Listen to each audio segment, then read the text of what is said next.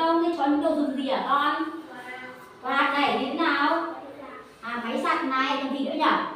Gì? Thế có nhiều đồ dùng không các con?